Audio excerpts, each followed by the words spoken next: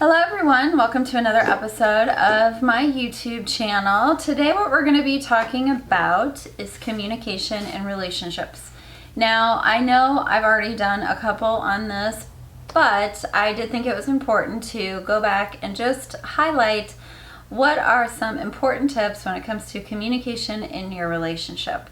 Now, all the time I get questions about what's the right way to communicate, or we can't seem to communicate in our relationship.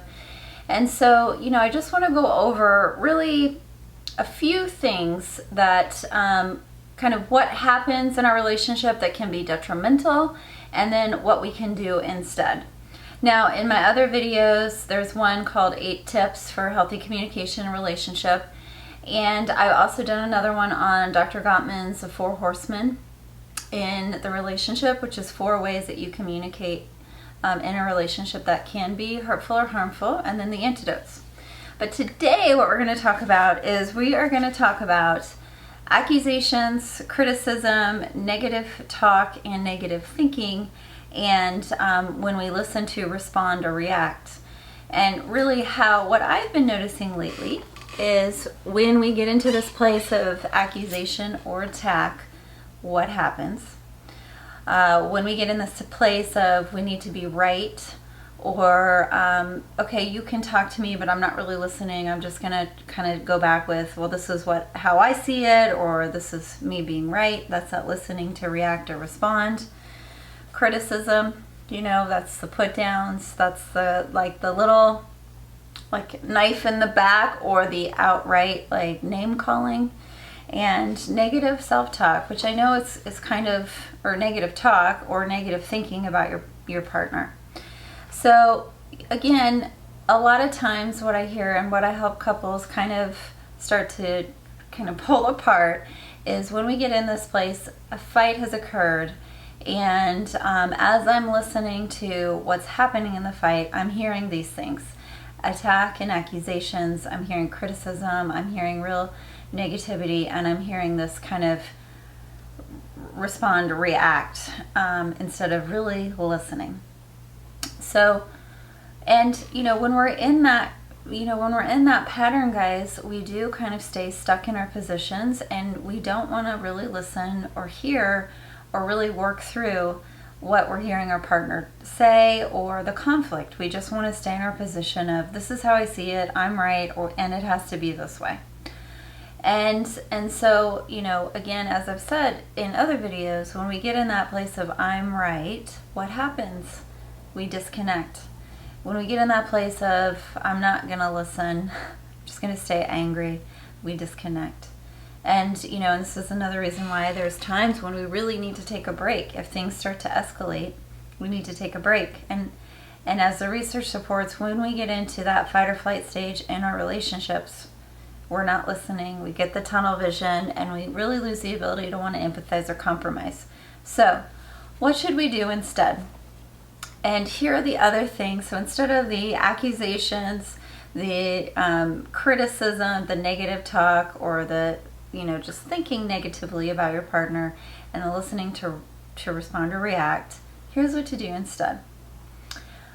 What sort of information do I need? Or what sort of information do I need to give? How can I stay in a place of curiosity and openness? And how can I frame things in a more positive way, or use the I statements, I feel, I need, or I would appreciate? And then creating space to listen, to understand, and giving empathy and validation. So, here's the thing. When we can stay curious, when we can stay open, we create space for connection. If I go into accusations, if I go into criticism, if I go into put down, I'm closing and my partner's closing, and there's no space for connection. Remember, guys, conflict in relationship happens. And when it happens, it's not about solving, it's about learning how to manage it in a way that's not detrimental. And remember, you guys are on the same team. Even when you see things differently, if we have this, Gottman says, give each other the benefit of the doubt. If we stay in that place of giving each other the benefit of the doubt, our relationship is going to thrive. And the benefit of the doubt doesn't always mean that you're going to agree 100% of the time. You're not. But it's, hey, we know that we're still in this together. We're still our marital team, or, if you're in a committed relationship, we're still in this committed relationship together. We're just seeing this issue very differently. And, or our beliefs about whatever this issue is very different. So, again, when I can stay open and curious, I'm going to ask questions that are helping me connect and understand, as opposed to put down, push away, and disconnect.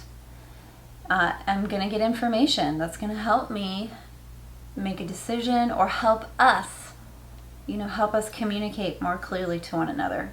When I'm using I statements, I feel, I need, or I would appreciate, I'm not attacking or accusing. I'm just stating where I'm at and what I need. And that also helps with kind of de-escalating.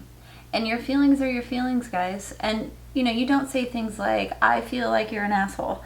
That's going to create more conflict.